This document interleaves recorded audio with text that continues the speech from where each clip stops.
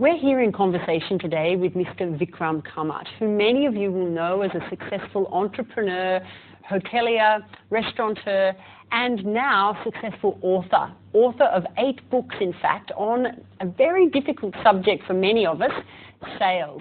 And today we're here to talk about his flagship book, Sales Magic. So Vikram, a lot of people know you as a successful businessman, hotelier, restaurateur with brands such as Vitz Hotels and Kamat restaurants, but probably comes as a surprise to know that you've also written a book, and that too, a book about selling. So what really got you writing? Well, actually, I got into sales. My first job was in sales at the age of 15, and at that time I sold my socks off. I did all the good things that a sales guy does. I also did all the bad things that a sales guy does, right from faking appointments to getting up late and taking my first appointment after lunch. And so I did all of that, and that's how I really experienced the good side and all the bad side of sales. And being in the hotel business, we used to selling to, B2B, B2C, travel agents. And, come 2008, when the market was very slow, very tough for hotels, is when the passion for sales reignited, especially when I was trying to hire one really good salesperson from one of our competing hotels. And the way he interacted with me and what he told me made me realize sales is the edge that we need. And that's when I started roaming around with many of the top salespeople.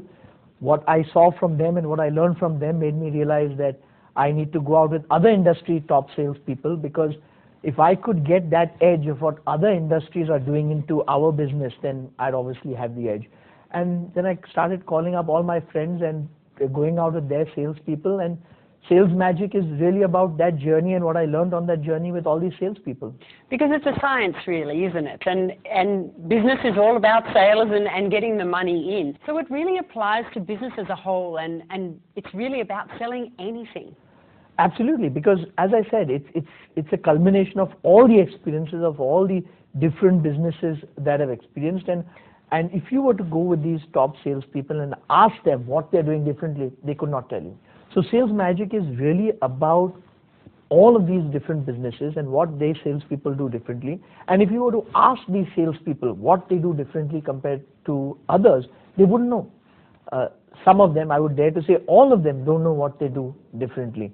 And so it was about observing each one of them and seeing what they're doing.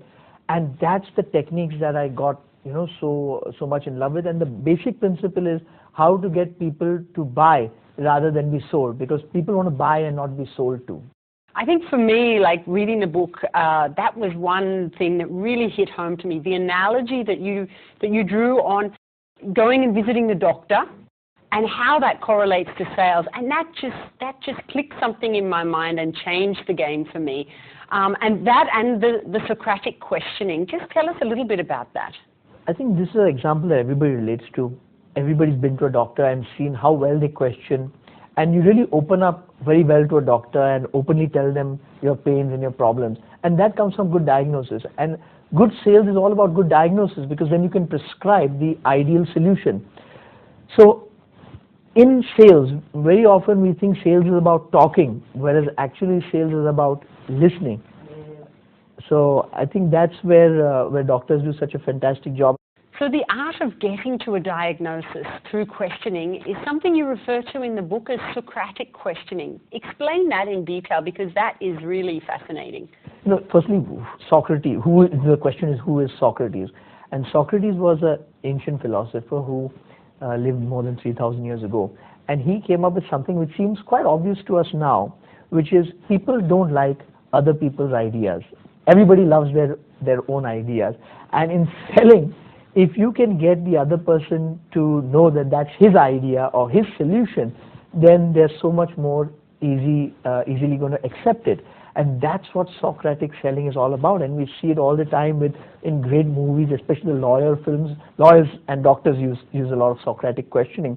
And My Cousin Vinny is a great movie example of that, where the lawyer is about to lose the case, and he comes up with some intelligent questions where the witness or whoever blurts out the answers inadvertently, which is exactly what the lawyer needed to win the case.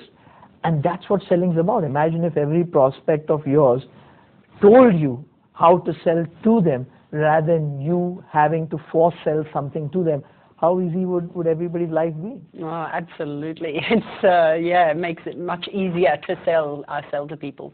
So with so much experience in sales, I'm sure you've seen some very interesting things that people have done or not done properly. I mean, give us some examples of the things that people have done in their sales journey. You know, the smile on my face tells you what kind of stories I have. So I have tons and tons of stories.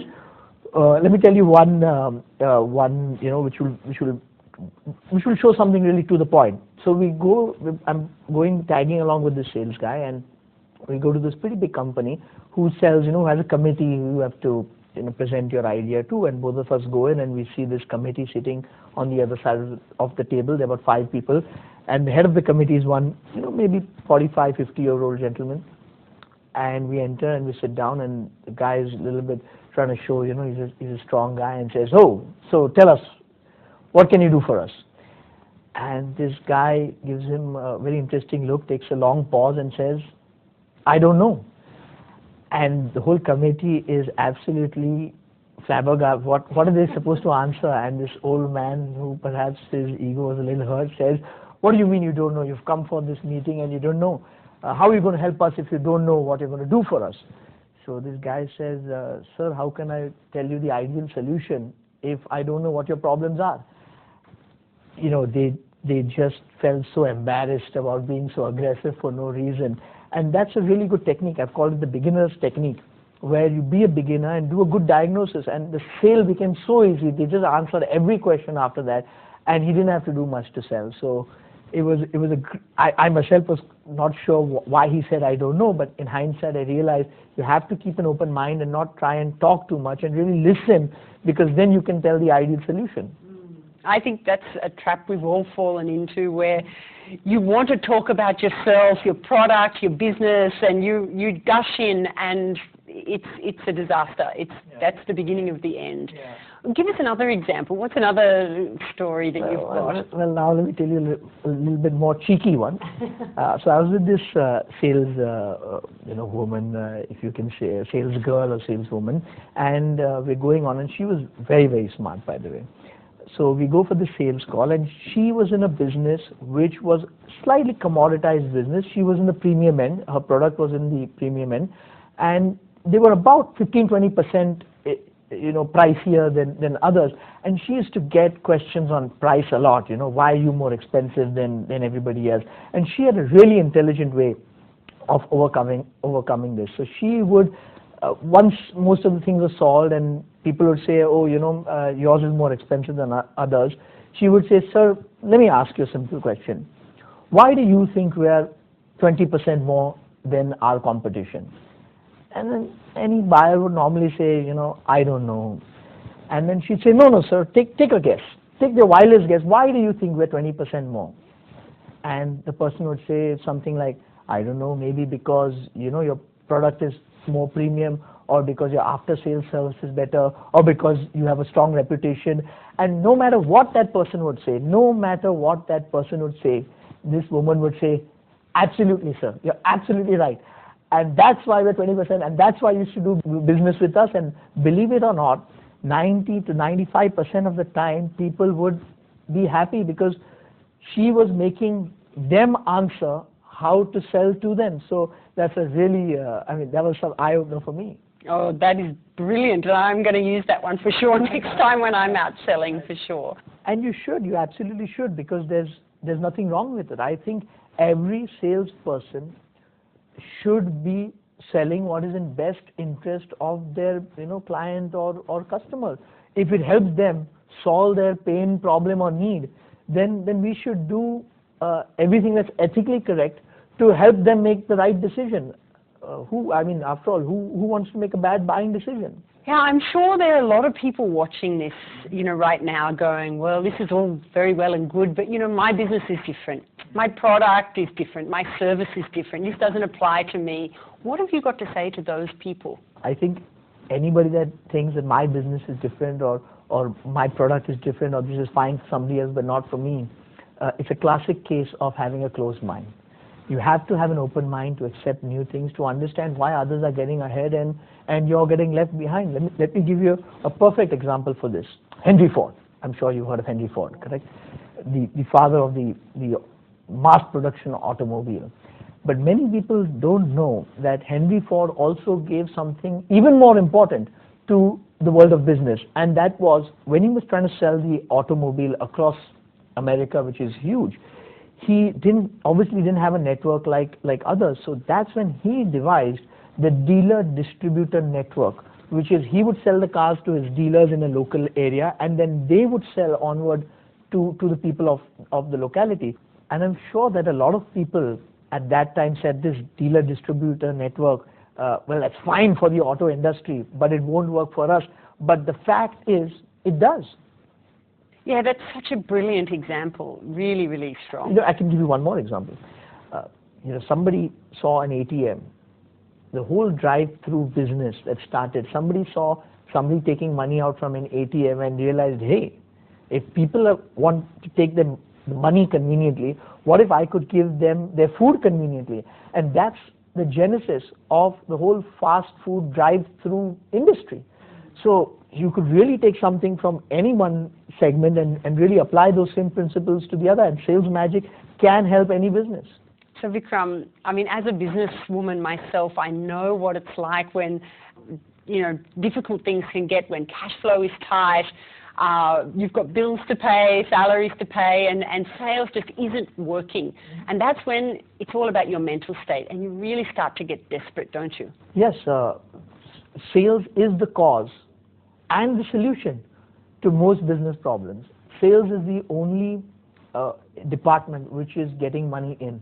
Every other department is an expense. I mean, today if you go in the market, people are willing to do your payroll, people are willing to do your accounts, people are willing to do your production, but the one thing you can't outsource is sales. I mean, nobody wants to sell for you. Nobody wants to sell your product for you. You need to do your sales and marketing yourself. And that's why sales is so important. The place that people are often putting their attention is in all the things which are not so important, which are expense generating rather than revenue producing. So as I said, everybody is willing to do everything for you except sell your product. And that's where business owners need to focus, especially today we're in the startup age, where a lot of startups are there and they're very good technical people, but they're not very good sales people, or they're not very good at selling or knowing what to do about selling, and so they struggle in business, and that's really disheartening to see, and that's part of why I wrote the book, so that other people don't have to struggle the way I did in 2008. I mean, definitely as a CEO, you get pulled into so many different departments, firefighting in HR and, marketing and all these different things. But that discipline that you highlight in the book, the need to be disciplined and very focused on a routine so that you're selling come rain, hail or shine, that really, hit home to me that you really need to be constantly out there. Yeah, and Emily, as we all know, unfortunately, and I can say that from experience, discipline is not one of the strongest qualities that most salespeople have. I think they're on the field so much that traditionally keeping track of salespeople has been the biggest problem. And I think that's where one uses the daily sales planner, which I've suggested. You can actually not just monitor yourself, but if you're a sales head or if you're a business owner, you could monitor your sales team and make sure that thorough pipeline is there. Because otherwise, sales is more like a graph. With salespeople, they've got one good month and they're just cruising or relaxing the whole next month, and then suddenly there's no business, and then they again start working hard, and then either they get sacked or they're depressed. So it's better to be disciplined and focused and have a constant flow and pipeline. Yeah, I mean, I just feel that this book is so important for anyone, people who may not even be in sales, in the sales team itself, because at the end of the day, we're all trying to sell something, whether it's an idea or a concept, whether it be externally or internally to our team.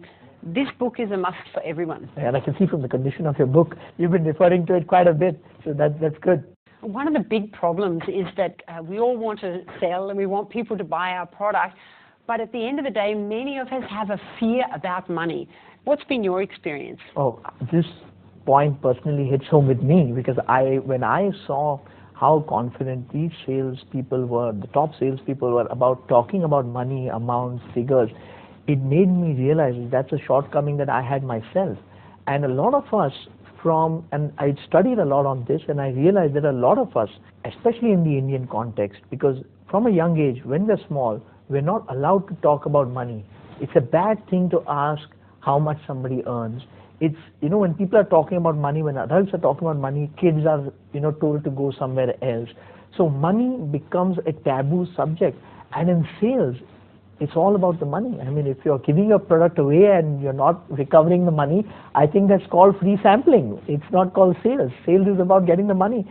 And so money becomes such a difficult subject that most salespeople are fine talking about their product, but when it comes to talking about recoveries, credit periods, or money in general, they choke up. And that hampers a lot of sales. And I think that's such an important thing that everybody needs to get over. I mean, there are so many entrepreneurs in India that are starting up and getting out there and wanting to hit the sales beat. But what are some of the common mistakes that you've seen people make over and over again that are, very common? I can give a very real life example. We had this chef. He was very new. He was doing fantastically well. So we thought, if he's doing so well with limited training, he's just a new guy. If we train him, he'll do really well. So we trained him really well, and we did spent a little money and sent him on some courses and things. And he comes back and he starts selling less and less. People are not happy dealing with him. People who are coming to book banquets and functions are not happy dealing with him. And so we find out why by doing some listening, and we realize that earlier he used to listen a lot, and he now, with his newfound education, he's in fact correcting the customer. He'd correct people, oh, it's not, penne pasta doesn't go with this, you're wrong. And earlier he would sell what the customer wanted, and now he was telling the customer what should be done. People don't want to be sold to. People want to buy what they want. And if people want a particular sauce with a particular pasta, you give it to them. And this is one very common mistake. People get so involved in the technical that they lose out the big picture, that they're there to make the sale and make the customer happy. And you should know that. Emily, you should give your example, in fact. Yes, well, I think sometimes in selling we're so eager to establish ourselves as the expert, that we know it all, that then we get into unconsciously a tussle with the client, so that they're trying to get up and we're trying to get one more up, and at the end of the day, it just doesn't work because we end up losing the customer. We lose the sale. Yeah, you might win the argument, but you lose the sale. And you have to decide, is your ego more important or is the sale more important? Absolutely. So that's been a mistake that I have definitely fallen privy to. So Vikram, what do you think are the 3 top things that any salesperson should do when they're on a sales call? And what are the top 3 things that they should definitely not do on a sales call? I think the top 3 things that they should do is first do a good diagnosis, that is ask good questions. The second thing that they should do is listen to the answers. Sometimes we just ask the question so that the other person finishes and we don't listen. So listening is the second thing. And the third thing is being disciplined. Do your set number of sales calls, set number of appointments, get enough people, get enough of appointments, because if you do the right behaviors, the results will follow. People lose sales because they're trying to do not the right behaviors and just fling it, which doesn't happen. So these are the top 3 things that I would suggest. And mistakes, I would say the top 3 are, first is talking too much, because you're just you think selling is about talking and you're just trying to talk and badger the customer into buying. That's the first mistake. The second mistake is not knowing enough about your product or service, because when the person is ready to buy, he wants to talk to somebody who's knowledgeable and believes in the product or service. So not knowing enough about your product or service doesn't exude that confidence when the time is right. And the third mistake, which is again a very important mistake, is not being confident about money, or not removing the fear of talking about money, which again hampers a lot of salespeople from closing the sale. Yeah, that's a very interesting point, that confidence about the product, because one of the things I really loved in your book was around how many people, they're so eager to sell that they're trying to always increase the expectations of the person about the service that you're going to give. So you're always adding something else. We'll do this, we'll do that for you. So heightening the expectations. Correct. Whereas a great salesperson, as you outlined, is actually trying to decrease the fear Correct. in the buyer, decrease Correct. Their anxiety about buying from you, and that is a very nuanced detail that I think makes all the difference. Cool. I can see you've studied it well. I have. Emily, I'm intrigued because I know you've been using Sales Magic a long time. I've never had the opportunity to ask you which is your favorite technique in the book. Well, there's so much gold in here actually, and we've touched on a lot of it. Things like the diagnosis was a game changer for me. But things like, the whole psychology and the dance that you do when you're sitting with a buyer as a seller. The buyer is trying to get your product at the lowest possible price, and he knows you know. Yeah. You know about it, and he knows you know. And at the same time, you're trying to ask as many questions, trying to uncover, pick away to find out where are his pain points, where are his problems.